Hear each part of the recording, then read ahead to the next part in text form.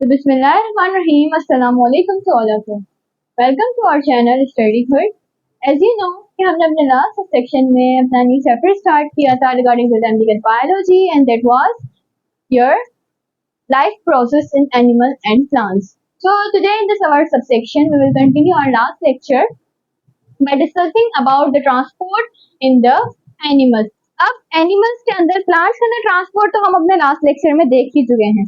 अब हम देखेंगे transport in the man, humans अगर हम बोलें तो भी बेहतर है, ठीक है जी। ह्यूमंस के अंदर, अब ह्यूमंस के अंदर अगर ट्रांसपोर्ट सिस्टम की बात करें तो बेसिकली टू टाइप से ट्रांसपोर्टेशन को कैरी किया जाता है।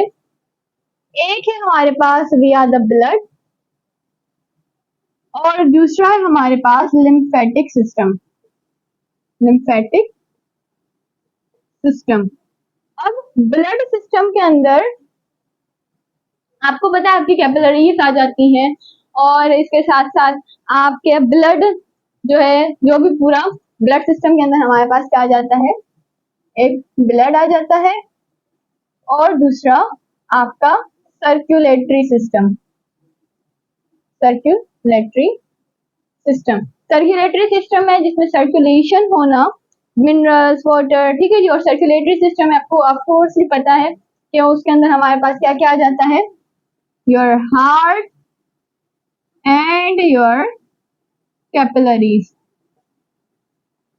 अब मैं यहाँ कैपिलरीज को मिक्सिंग में लिख रही हूँ, या आप वेंस कंसीडर कर लो या चाहो तो फिर आप उनको आर्टरीज कंसीडर, ठीक है। तो ये हमारे पास एक बेसिक सा इंफॉर्मेशन था, इंट्रोडक्शन आप बोलो regarding to the transport in the human. तो सबसे पहले let's discuss about the heart. Heart के बारे में सबसे पहले हम डिस्कस करते हैं, फिर उसको by the end of the day हम पहले फिर हार्ट के बारे में, फिर कैपिलरीज के बारे में डिस्कस करेंगे, then we discuss about the blood. तो जब हमारा ब्लड सिस्टम खत्म हो जाएगा then we will move to our lymphatic system, ठीक है जी। सो मे भी हमारे एक दो लेक्चर से कंप्लीट हो। तो हार्ट, अगर हम हार्ट की बात करें तो हमें पता है ये एक पंपिंग ऑर्गन है, ठीक है। It is a pumping organ which is located in the chest cavity. अब आप अगर ह्यूमन बीइंग को देखो तो ह्यूमन बीइंग है, suppose this is a human being. अब ये एक ह्यूमन बीइंग है। अब यहाँ पे किसका जो पार्ट आता है उसे हम क्या बोलते हैं, चेस्ट कैविटी, और उसके नीचे जो है वो आपके पास है एब्डोमेन कैविटी, ठीक है। तो एब्डोमेन कैविटी और चेस्ट कैविटी, लेकिन हार्ट जो है वो कहाँ आती है, जस्ट आपके एब्डोमेन कैविटी। ये होती तो सेंटर में है, आपके दोनों के दोनों लंग्स के ये बिल्कुल सेंटर में होती है, बट इसका जो राइट साइड है वो थोड़ा सा झुका हुआ होता है, इसीलिए हमें ये महसूस होता है कि लंग हार्ट जो है वो हमारे लेफ्ट साइड है, ठीक है जी। लेकिन याद रखिएगा ये हमारे दोनों लंग्स के दरमियान में मौजूद होती है।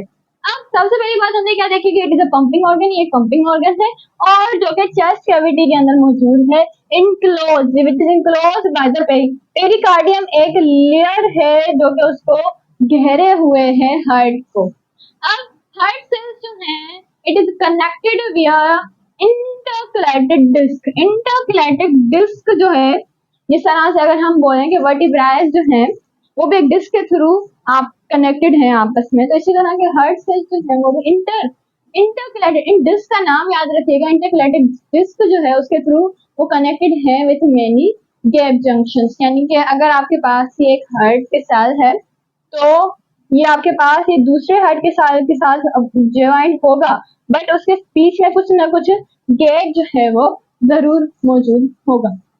अब इसकी कंपोजिशन की अगर हम बात करें तो याद रखिएगा it is mainly compose of the 3 layers. सबसे पहली लेयर हमारे पास आ जाती है epicardium, then myocardium and lastly we have the endocardium. Epi यानी हमें पता है हम हमेशा ऊपरी सरफेस को एपी बोलते हैं, तो सबसे पहली जो लेयर आएगी वो हमारे पास होगी एपिकार्डियम, जो कि किससे, पेरिकार्डियम, यानी कि उस हार्ट से।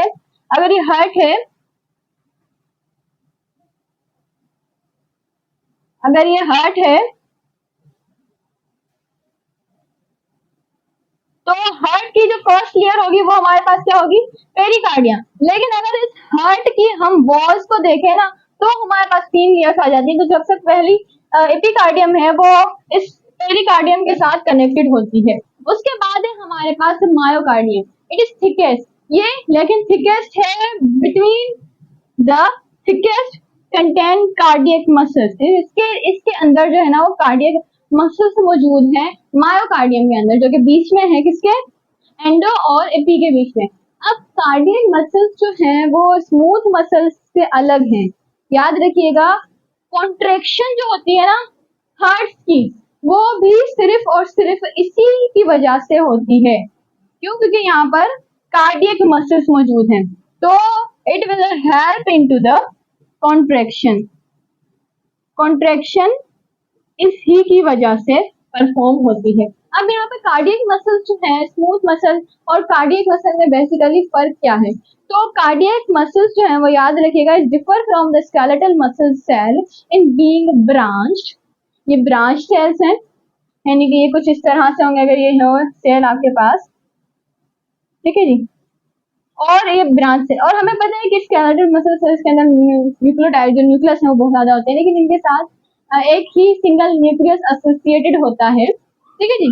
तो ये ब्रांच है, और दूसरी बात ये एक ऑटोमेटिक जंक्शन है और इलेक्ट्रिकली कनेक्टेड है, जिसे हम क्या बोलते हैं, इंटरकलेटिक डिस्क। इंटरकलेटिक डिस्क हम बोल रहे थे ना, ये बेसिकली ये शो करना चाह रहा है कि कार्डियक मसल जो है वो एक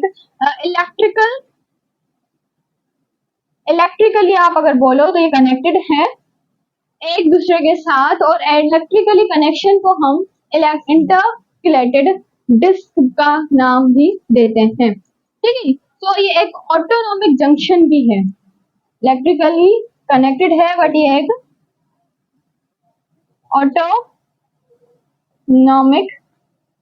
जंक्शन। अब ऑटोनॉमिक जंक्शन हमें पता है, हमने ऑटोनॉमिक नर्वस सिस्टम के अंदर पढ़ा था, तो ये ऑटोनॉमिक जंक्शन है, यानी कि इसके अंदर होने वाली जो मूवमेंट है वो हमारे इख्तियार में नहीं है, वो खुद ब खुद ही हमारी बॉडी जो है वो परफॉर्म कर रही होगी। ये हम कार्डियक मसल की बात कर रहे हैं, याद रखिएगा। ठीक है, lastly we have the endocardium. Endocardium की अगर बात करें तो इट इज इनरमोस्ट लेयर, एक इनरमोस्ट सबसे डेंस रीजन में अगर आप चले जाओ तो आपको लेयर जो फाइंड होगी वो होगी एंडोकार्डियम। एंडोकार्डियम, और ये किसके साथ, जो ब्लड के साथ जो लेयर एसोसिएटेड है आपकी, वो है एंडोकार्डियम। एग्जाम्स यहाँ से काफी सारे क्वेश्चन जो है वो पिक कर सकता है, like they will ask you about the layers of the heart, और कोई पर्टिकुलर आपके पास फंक्शन देकर वो लेयर का पूछ सकता है कि बताएं कि इनरमोस्ट लेयर जो है वो कौन सी होगी, या बताएं कि in between the thickest layer है वो कौन सी है, मायोकार्डियम। तो आप इस तरह से आंसर कर सकोगे अगर आपके माइंड में एक अच्छे सा माइंड में क्रिएटेड होगा तो। अब हार्ट का स्ट्रक्चर जो है वो काफी सारा कॉम्प्लिकेटेड है, लेकिन इजी है अगर आप समझना चाहो तो आप डिस्कस करते हैं structure of the heart. Now let's discuss about the structure of the heart. Heart का स्ट्रक्चर मैंने ट्राई तो किया है ड्रॉ करने की, बट आई एम नो बिल्कुल परफेक्ट नहीं बना होगा, लेकिन ये गुजारा हो सकता है।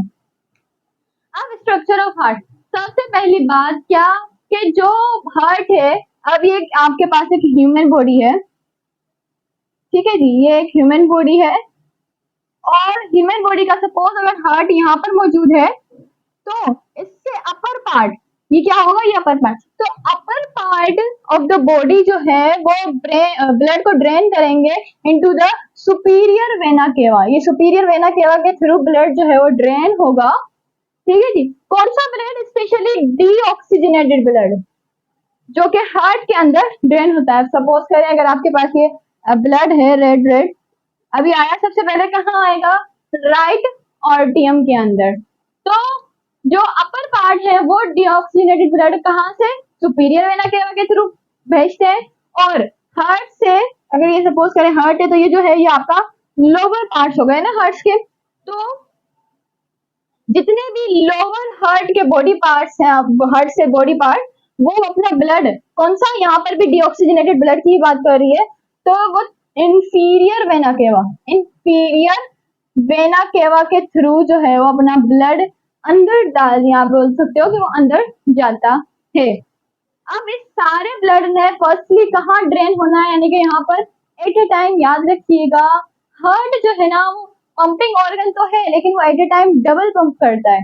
यानी वो एट ए टाइम पंप कर भी रहा होता है अंदर की जाने और वापस ऑक्सीजनेटेड ब्लड को भेज भी रहा होता है। अगर सपोज करें वो उसकी धड़कन, सपोज करें मेरा हाथ ही धड़कन को शो कर रहा है, अब ये पंप हुआ, ये कॉन्ट्रैक्ट हुआ, इसने अपना पूरा ब्लड लिया अंदर। अब चाहे वो ऑक्सीजनेटेड ब्लड है डीऑक्सीजन, जैसे ही ओपन होगा ना तो एक साथ क्या होगा कि डीऑक्सीजनेटेड ब्लड जो है वो जाएगा इनटू द लेफ्ट आर्टरियन, जहाँ पर उसकी क्लियरेशन होगी और एज अ रिजल्ट उसमें से जो आप बोल सकते हो ऑक्सीजनेटेड ब्लड है वो लेफ्ट वेंट्रिकल के थ्रू मूव करके अओर्टा के थ्रू बॉडी पार्ट्स में अंदर जाएंगे। ठीक है जी, तो ये at a time double pumping organ है। ठीक है जी, तो सबसे पहले हम यहाँ पर डिस्कस कर लेते हैं पल्मोनरी वेन। ये जो है ये आपके पास पल्मोनरी वेन जो है, पल्मोनरी वेन याद रखिएगा, वेन्स तो वैसे आपके पास डीऑक्सीजनेटेड ब्लड को कैरी करती हैं, बट सिवाय पल्मोनरी वेन के, पल्मोनरी वेन जो है वो ऑक्सीजनेटेड ब्लड को कैरी करती है। अब पल्मोनरी वेन जो है वो ऑक्सीजनेटेड ब्लड को लेते हुए कहाँ आएगी? लेफ्ट आर्ट्रियम के अंदर। ठीक है जी, ऑक्सीजनेटेड ब्लड यहाँ पर आया है कहाँ से? पल्मोनरी वेन से, लेफ्ट आर्ट्रियम के अंदर। और ऑन द अपोजिट साइड याद रखिएगा दो चीजों के बारे में फंक्शन। सबसे पहले क्या हुआ कि यहाँ से डीऑक्सीजनेटेड ब्लड इंटर हुआ, यहाँ से ऑक्सीजनेटेड ब्लड इंटर हुआ। अब जो पल्मोनरी आर्टरी है यहाँ पर हमारे पास एसोसिएटेड ये जो वेन्स होंगी, ये जो आर्टरी है उन्हें हम आर्टरी बोलेंगे क्योंकि वो अभी डीऑक्सीजनेटेड ब्लड कैरी कर रहे हैं, रादर देन आर्टरी का ये बड़ा ही एक्सेप्शन है क्योंकि बाकी सारी आर्टरी जो है वो ऑक्सीजनेटेड ब्लड को कैरी करती हैं सिवाय पल्मोनरी आर्टरी के। ठीक है जी, अभी तो बात हो गई आर्टरी की। इसके बाद आप अब ब्लड सपोज करें ये ब्लड आ चुका है, अब ब्लड जो है वो जाएगा अब राइट आर्टरियम के थ्रू वो मूव कर रहा है। यहाँ पर ये जो ट्राइकस्पिड वॉल जो है ये कुछ इस तरह से ट्राइकस्पिड वॉल बनी हुई है, तो ये ट्राइकस्पिड जो है वो ओपन होगी। ये हल्की सी यहाँ पर आप देख सकते हो ये इसकी स्लाइडिंग मूवमेंट है, ये ओपन होगी और ब्लड को अंदर जाने की इजाजत देगी। जब ब्लड चला जाएगा तो आपके पास ये है फ्लेक्सिबल, यानी कि अगर आप जब ब्लड को अंदर भेजते हो, suppose this is my heart and this is tricuspid wall, और यहाँ पर ये ओपन हुई फिंगर्स, और जब ये ओपन होंगी तो फिर ब्लड जैसे ही चला जाएगा ये ऑटोमेटिकली क्लोज हो जाएगी। क्यों क्लोज होती है? ताकि ब्लड जो है अब जो यहाँ पर वो पहुंच चुका है वो बाउंस बैक ना हो। ठीक है जी, अब क्या हुआ कि राइट आर्टियम से ब्लड जो है वो ट्राइकस्पिड वॉल के थ्रू राइट वेंट्रिकल के अंदर आ चुका है।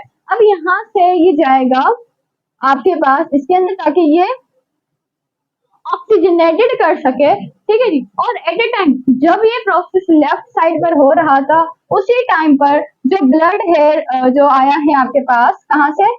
पल्मोनरी वेन्स के थ्रू वो आया है, वो लेफ्ट आर्टियम के अंदर जाएगा और यहाँ पर जो वाल्व मौजूद है ये है बायकस्पिड वाल्व। ठीक है, ये सिर्फ बायकस्पिड है, जिस तरह ये ट्राइकस्पिड थी ना, एक ये सपोज कर ले, एक ये ट्राइकस्पिड थी, लेकिन ये सिर्फ और सिर्फ बायकस्पिड है, बायकस्पिड वॉल्व। अब ये ओपन होगी और इसके अंदर जो है लेफ्ट वेंट्रिकल के अंदर अब ब्लड जाएगा और एज अ रिजल्ट फिर ये कहाँ भेजेगा? फिर यहाँ से जो ब्लड है वो इन आपके पास ये बोल सकते हो पल्मोनरी वॉल्व के थ्रू मूव करके आयोर्टा में जाएगा और फिर आयोर्टा जो है वो आपके बॉडी पार्ट के अंदर भेजती है ऑक्सीजन ब्लड। तो आपने देखा कि एट अ टाइम अलग अलग ये सारे प्रोसेस नहीं हो रहे, एट अ टाइम आपके पास ब्लड जो है वो यहाँ पर भी फिल हो रहा है, एट अ टाइम ब्लड जो है वो आपके लेफ्ट आर्टरियम के अंदर भी फिल हो रहा है। हार्ट एक इंतहाई कॉम्प्लेक्स स्ट्रक्चर माना जाता है, लेकिन ये काफी ज्यादा इजी है अगर आप समझ सकें। ठीक है जी, अब आती है हमारे बात एमसीक्यूज की। एमसीक्यूज किस तरह से आएंगे आपके पास?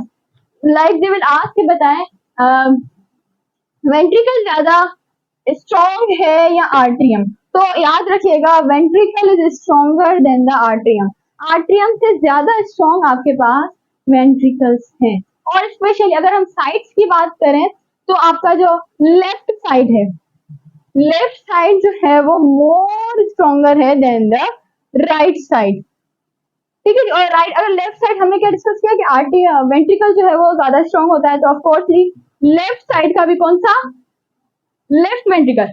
अगर आपसे साइड नहीं, अब अगर आपसे चैम्बर के बारे में पूछा जाए तो लेफ्ट वेंट्रिकल जो है ये बहुत ही स्ट्रॉन्गर चैम्बर है, और फिर हमें पता है कि राइट साइड हमारा वीकेस्ट है और आर्टियम वीकेस्ट होता है, तो राइट आर्टियम वो क्या होगी, वो एक वीकेस्ट होगी। ये जो बात बहुत सी कॉमन, ठीक है जी। और हमने क्या देखा कि हार्ट जो है वो at a time double pump कर रही है। किस तरह से, पहला पंप उसका क्या है कि हार्ट स्पेशली राइट वेंट्रिकल से लंग्स की तरफ भेजना और फिर दोबारा लेफ्ट आर्ट्रियम के अंदर आना। राइट एट्रियम कहाँ भेजता है, लंग्स की तरफ, ठीक है जी, ताकि वो जो ब्लड है, जो डीऑक्सीजनेटेड ब्लड है, वो ऑक्सीजनेटेड हो जाए थ्रू द लंग्स। फिर दूसरी जगह पर एट द सेम टाइम अगर हम अपोजिट देखें तो वहां पर क्या हो रहा है कि वहां पर ये जो लेफ्ट वेंट्रिकल है ना, ये ब्लड को बाहर भेज रहा है बॉडी की तरफ, यहाँ पर सब बोल सकते हो राइट आर्ट्रियम की तरफ, ताकि वो जो ब्लड है वो बॉडी की तरफ जाए। एट ए टाइम आप देख सकते हो एक साइड ने हार्ट से ब्लड लेकर लंग्स की तरफ भेजा ताकि वो डीऑक्सीजनेटेड से ऑक्सीजनेटेड हो जाए। हार्ट उसको ऑक्सीजनेटेड नहीं करती, वो सिर्फ एक पंपिंग ऑर्गन है और भेजने का काम करती है। क्लियर, जो इसको डीऑक्सीजनेटेड से ऑक्सीजनेटेड कर रहा है, ये काम एल्वियोलाइज के अंदर ही होना है। हम डिस्कस करके आ चुके हैं अपने गैसियस एक्सचेंज वाले सेक्शन में। तो हार्ट जो है वो सिर्फ और सिर्फ एक कैरियर का काम करती है, जो कि ब्लड जो है वो लेकर जा रही है फ्रॉम हार्ट टू लंग। एक साइड पर ये काम हो रहा है, दूसरी साइड पर उसी पल, टाइम का बिल्कुल भी यहाँ पे डिफरेंस नहीं है, उसी पल हमारे पास क्या हो रहा है कि जो राइट आर्टियम है वहां से ब्लड जो है, यानी कि आप बोल सकते हैं left ventricle to body, body की तरफ ब्लड आ रहा है। यानी कि एट अ टाइम यहाँ से ब्लड अगर सपोज करें यहाँ से लेफ्ट वेंट्रिकल के थ्रू जा रहा है, ये कहाँ जा रहा है, ये लंग्स की तरफ जा रहा है, सपोज करें, ठीक है, ये लंग्स की तरफ जा रहा है। अब एट अ टाइम यहाँ पर क्या होगा, उन्हीं लंग्स से आता हुआ खून पल्मोनरी वेन के थ्रू एंटर होगा इनटू द लेफ्ट आर्ट्रियम, और फिर लेफ्ट आर्ट्रियम उसको भेजता है बॉडी की तरफ। यानी एट अ टाइम लंग्स की तरफ भी खून निकलेगा, एट अ टाइम बॉडी की तरफ भी खून रवाना होगा। तो ये ट्रांसपोर्टेशन थी ब्लड की in the case of the heart. अब यहाँ पर हम डिस्कस करते हैं कार्डियक साइकिल को। कार्डियक साइकिल क्या, कि याद रखिएगा कार्डियक साइकिल, एक कार्डियक साइकिल किस तरह के, एक खून गया लंग्स की तरफ, फिर लंग्स से दोबारा आया, फिर बॉडी की तरफ गया, ये एक साइकिल हुई ना, ये पर्टिकुलर साइकिल। तो एक साइकिल जो परफॉर्म होती है वो हमारी बॉडी में 0.08 सेकेंड्स लेती है, एक कार्डियक साइकिल। एक कार्डियक साइकिल जो है वो आप परफॉर्म होने में सिर्फ और सिर्फ 0.08 सेकेंड का वक्त लेती है। और हमें पता है कि एक मिनट के अंदर, अगर हम 1 मिनट की बात करें तो 72 times we can listen our heart beat. अगर आप एक हेल्दी पर्सन हो तो आपके 1 मिनट के अंदर 72 टाइम्स हार्ट जो है वो बीट करती है इन अ मिनट, ठीक है जी। तो ये हमारे पास हार्ट। अब इलेक्ट्रिकल एक्टिविटी अक्सर हम देखते हैं कि हार्ट जो है वो इलेक्ट्रिकल कम कर रही है, इलेक्ट्रिकल एक्टिविटी, यानी कि उसमें से आपके पास ईसीजी करवाने जाते हो आप, तो आपको एक ग्राफ नजर आता है, वो ग्राफ शो कर रहा होता है कि हार्ट जो है वो अब सही है। तो उस ग्राफ को भी इंशाल्लाह डिस्कस करते हैं अभी, ठीक है जी, कि इलेक्ट्रिकली हम हार्ट की अपीयरेंस को किस तरह से मेजर करते हैं। So now let's discuss about the electrical activity of heart, or we can say that the electrical activity, आप बोल सकते हो cardiac electrical activity or cycle of the heart। तो जब भी हम हार्ट की इलेक्ट्रिकल एक्टिविटी को डिटेक्ट करना चाहते हैं तो सबसे पहली बात याद रखिएगा कि हार्ट के अंदर आपके ठीक ऊपर की साइड पर एसए नोड्स मौजूद है, ठीक है, हम अभी ओवरव्यू देख रहे हैं। फिर वो ब्लड को आपके आर्ट्रिया के अंदर स्टैंड करते हैं, और फिर वो जो ये आपके पास ये जो लिम्फ बचा हुआ है इसे हम बोलते हैं एवी नोड्स या आर्ट्रियोवेंट्रिकुलर नोड्स। तो इनके अंदर ब्लड फिर ट्रेवल करते हुए आता है। तो जब ब्लड इनके अंदर आता है उसके बाद फिर वो थ्रू द पर्किंजी सिस्टम या हम बोल सकते हैं पीएस सिस्टम, उसके थ्रू फिर वो वेंट्रिकल्स के अंदर मूव करके जाता है। अब इनके रिगार्डिंग फैक्ट्स आपने क्या याद रखने हैं कि जब वो ऐसे नोड्स के अंदर आया तब उसकी टाइमिंग बीटिंग क्या थी कि वो 100 बीट्स कर रहा था पर मिनट। 1 मिनट के अंदर वो 100 टाइम बीट कर रहा था, ठीक है ना।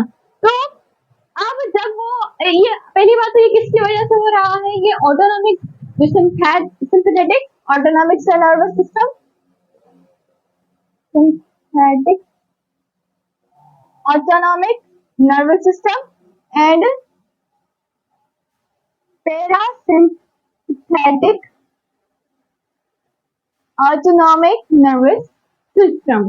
तो स्टूडेंट हमारे पास जो 2 टाइप्स हैं ऑटोनॉमिक नर्वस सिस्टम्स की, sympathetic nervous system and the parasympathetic autonomic nervous system. उनके थ्रू हार्ट जो है सबसे पहले ब्लड आता है कहाँ, एसए नोड्स के अंदर। जब एसए नोड्स के अंदर ब्लड जो है वो ट्रेवल कर कर आता है, तब याद रखिएगा हमारे पास जो है, अगर आप इसकी ईसीजी करवाओ ना तो आपके पास कुछ इस तरह से डायग्राम शो होती है। क्या जाहिर करना चाह रही हैं, जब आपने ब्लड को सर्कुलेट करवाया या हार्ट ने ब्लड को सर्कुलेट करवाया, अब वो ऐसे नोड्स पर है, ऐसे नोड से वो ट्रेवल करेगा, ठीक है। अब वो ऐसे नोड से जब ट्रेवल करेगा इनटू द आर्टरिया, तो आपके पास कुछ इस तरह से ग्राफ शो होगा। यानी ये ग्राफ अप डाउन शो हो रहा है ना, ये कर रहा है कि ब्लड जो है वो अब आर्टरीज के अंदर आ चुका है। अब यहाँ पर वो थोड़ी देर के लिए रेस्ट करेगा आर्टरिया के अंदर, जहां पर आपके पास लिखा हुआ है कि 80 बीट्स होती हैं पर मिनट। अब यहाँ पर 80 बीट्स, तो आपको पता होना चाहिए कि हर एक नोड्स जो है आपके हार्ट के अंदर वो इलेक्ट्रिकली दूसरे यानी कि अपने से पहले वाले नोड से कनेक्टेड है। अगर ये इससे कनेक्टेड न होता तो इसका भी बीटिंग टाइम जो है वो 100 बीट्स पर मिनट होता, ठीक है जी। बट ये कनेक्टेड है इलेक्ट्रिकली, तो इसीलिए उसके असर पर इसकी 80 बीट्स पर मिनट होती है। दैट्स व्हाई जब वो आरटीए अब यहाँ पर आरटीए के अंदर आ गया, अब यहाँ पर थोड़ा सा रेस्ट करेगा, तब आपके पास कुछ ग्राफ जो है ना वो थोड़ा सा स्ट्रेट शो होता है, जिसे हम डिले टू एवी नोड बोलते हैं, यानी कि एवी नोड तक वो अब डिले कर रहा है। उसके बाद फिर वो यहाँ से आर्टरिया से वो ट्रांसफर करेगा एवी नोड जहां पर हमारे पास है 60 बीट्स पर मिनट। तो यहाँ पर किसका असर हो रहा है, अब यहाँ पर एट्रिया का हो रहा है, जिसकी वजह से इसकी बीटिंग टाइम और ज्यादा कम होती जा रही है पर मिनट। तो उसके बाद फिर क्या होगा, अब यहाँ तक वो ट्रेवल करके आ चुका है एवी नोड्स तक। एवी नोड्स से फिर वो पर्किंजी सिस्टम के थ्रू वेंट्रिकल्स के अंदर जाएगा। जब यहाँ पर हमें पता है ना, यहाँ पर होती है ट्राइकस्पिड वॉल और यहाँ पर बाइकस्पिड वॉल। तो ट्राइकस्पिड वॉल जब वो खुल रही होती है और बाइकस्पिड वॉल, हमें पता है कि हार्ट एक ड्यूअल पंप पर है, तो एट अ टाइम वो दोनों को आप बोल सकते हो कि वो इंजेक्ट कर रहा होता है। एट अ टाइम वो ब्लड को from the right आर्टियम to the right ventricle and left आर्टियम to the left ventricle. तो एट अ टाइम वो दोनों टाइम पर आपके पास अंदर ले रहा। तो अब जब ये बाइकस्पिड वॉल्स या ट्राइकस्पिड वॉल्स जब वो खुलेंगी, तब आपके पास जो ग्राफ जो है वो कुछ इस तरह से शो होगा। यानी अब बिल्कुल आप देख सकते हो सबसे बड़ा लंबा सा ग्राफ ये, क्योंकि अब यहाँ पर वो वॉल्स खुल रही है, जिसके वजह से जब ये वॉल खुल रही होंगी तो ये ऊपर की तरफ जा रहा होगा, जब ये वॉल्स खुल चुकी होंगी और फिर बंद हो रही होंगी तो फिर ये नीचे की तरफ जा रहा होगा। अब ये कहाँ ब्लड पहुंच चुका है हमारे पास आर्टरी, किसके थ्रू, पीएस हमारे पास, यानी कि इसकी बीटिंग टाइम क्या है 45 बीट्स पर मिनट। अब वो कहाँ आ चुका है, वेंट्रिकल्स में। वेंट्रिकल्स के अंदर उसकी सबसे पहले आप बीटिंग टाइम नोट करो 35 बीट्स पर मिनट है। वेंट्रिकल के अंदर आते ही अगर आप देखोगे ना तो आपके पास ग्राफ जो है वो कुछ इस तरह से शो होगा। अब एक हल्का सा कर्व ऊपर की तरफ जाने आपको दिख रहा होगा, ये शो कर रहा है कि अब वो ब्लड जो है वो वेंट्रिकल्स तक पहुंच चुका है। उसके बाद एक छोटी सी एक और लाइन आती है जिसे हम आइसो इलेक्ट्रिक लाइन बोलते हैं। इस लाइन को आइसो इलेक्ट्रिक लाइन। तो आइसो इलेक्ट्रिक लाइन जो है ये बेसिकली ये शो कर रही है कि अब जो है वो हार्ट का एक कंप्लीट साइकिल हो चुका है, यानी कि अब ये वेंट्रिकल्स के अंदर आया। उसके बाद फिर अब क्या होगा कि यहाँ से दोबारा ब्लड जो है वो ओर्टा में जाना चाहे तो वहां पर जा सकता है, लंग्स में जाना चाहे तो लंग्स में जा सकता है। तो वो आइसोइलेक्ट्रिक लाइन हमें ये शो कर रही है कि अब एक साइकिल खत्म हो गई है, उसके बाद फिर दोबारा से क्या होगा, हमारे पास फिर दोबारा से आर्ट्रियल डीपोलराइजेशन होगी, यानी एसए नोड्स की डीपोलराइजेशन, और वो आर्टरीज के अंदर ब्लड को सेंड करेंगे। Then we will face to the delay to AV node, AV nodes के अंदर डिले फेस करेंगे हम, डिले यानी ऑफ कोर्स ही हम बोलते हैं इंतजार करने को।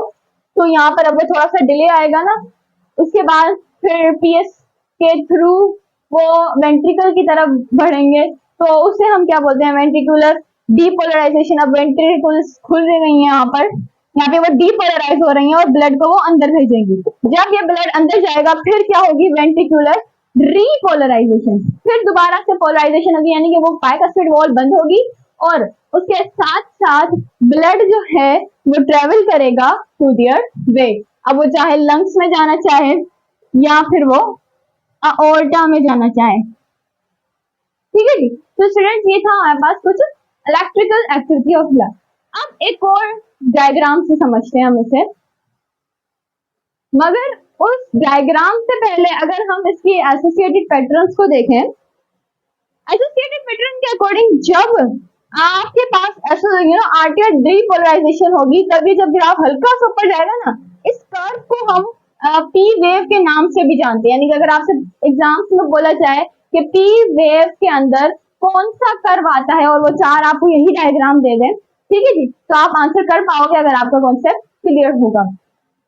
Then delay to the AV nodes is represented by the PR segment. ठीक है जी।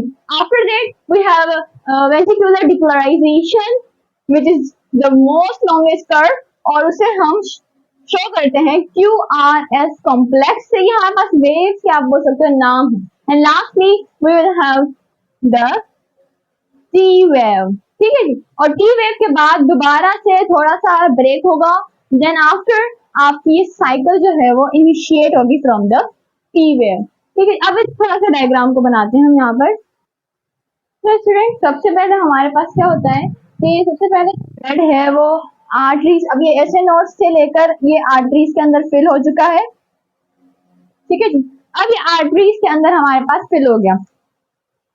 अब यहाँ पर अगर हम ग्राफ के सूरत में देखें तो हमारे पास कुछ इस तरह से का ग्राफ शो होता है कि वो आर्टरीज के अंदर ब्लड जो है वो फिल हो रहा है सिंपली। ठीक है, अब यहाँ पर जब ये हार्ट जो है वो यहाँ पर अब जाएगा, अपना ब्लड को ट्रांसफर करेगा, तब हम उसको ग्राफ, जब ये अंदर जा रहा है तो जब ये अंदर जा रहा होगा उसको हम इंक्रीजिंग इन ग्राफ से शो करेंगे, जब ये अंदर पहुंच चुका होगा इसे हम फिर डिक्रीजिंग के अंदर ग्राफ से शो करेंगे। आफ्टर दैट हमारे पास क्या होगा कि यहाँ पर, अच्छा एक और चीज, यहाँ पर हमारे पास एक साउंड प्रोड्यूस होता है जिसे हम बोलते हैं लब। ब्लड जब वेंट्रिकल्स के अंदर जाता है तब वो लब साउंड, यानी कि समटाइम्स लब की तरह वो साउंड प्रोड्यूस करता है। एंड आफ्टर दैट जब वो अब अपना रास्ता को बनाएगा कहाँ, मैं यहाँ बोलो आप लंग्स आया आवर्टा की तरफ, तो हमारे पास ग्राफ जो है वो ये शो होता है कुछ। ठीक है जी। और फिर एक साउंड प्रोड्यूस होता है जिसे हम बोलते हैं डब। तो डब इसीलिए बोलते हैं कि हार्ट का साउंड जो होता है वो लव डब होता है, यानी कि जब वो वेंट्रिकल्स के अंदर आ रहा था तब उसका साउंड अलग, और जब वो जा रहा है तब उसका डब साउंड होगा। ठीक है जी। एक्चुअली ये डब साउंड क्यों होता है, just because of the collision of the सेमील्यूनर walls. इनके दरमियान जो सेमील्यूनर वॉल्स मौजूद हैं उनकी वजह से यहाँ पर आपके पास है वो डब साउंड प्रोड्यूस होता है। कोलाइजन होती है सेमील्यूनर वॉल्स की। ठीक है जी, that's why we will face the dub sound. अब ये था हमारे, अच्छा सबसे पहले क्या हुआ कि आर्टेरियल डीपोलराइजेशन हुई, कहां पर, यहाँ पर, जब ये ब्लड अंदर आ रहा था, आर्टेरियल डीपोलराइजेशन, डीपोलराइज हुआ वो। यहाँ अगर हम इसको एक और नाम दें तो हम इसे समटाइम्स आर्टेरियल सिस्टोली भी बोलते हैं।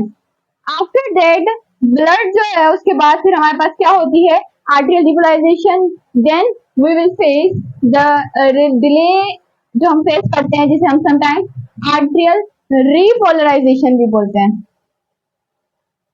आर्टेरियल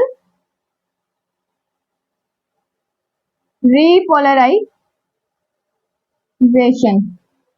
और इसका एक और नाम भी है, और वो नाम है इसका एट्रियल डायस्टोली। डायस्टोली। तो आर्ट्रियल सिस्टोली और डायस्टोली, ठीक है जी, डायस्टोली।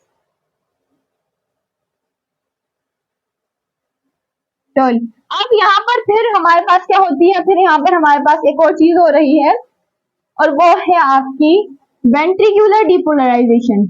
वेंट्रिकुलर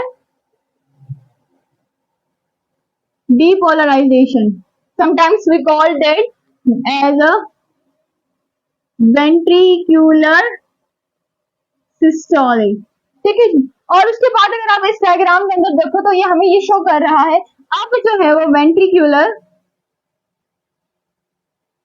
रिपोलराइजेशन हो रही है, okay, and sometimes we call that as a ventricular diastole, ठीक है। तो ये कुछ इनके कंसल्टेंट नाम थे जो कि आपको मेमोराइज करने हैं। तो स्टूडेंट्स यहाँ तक हमारा जो हर्ट है प्लस इट्स मैकेनिज्म जो है वो कंप्लीट होता है प्रॉपरली। आई होप कि आपको ये वीडियो लेक्चर जो है वो समझ में आया होगा। तो मुलाकात होती है आपसे नेक्स्ट वीडियो लेक्चर में, तब तक के लिए अल्लाह हाफिज, take care and thanks for watching.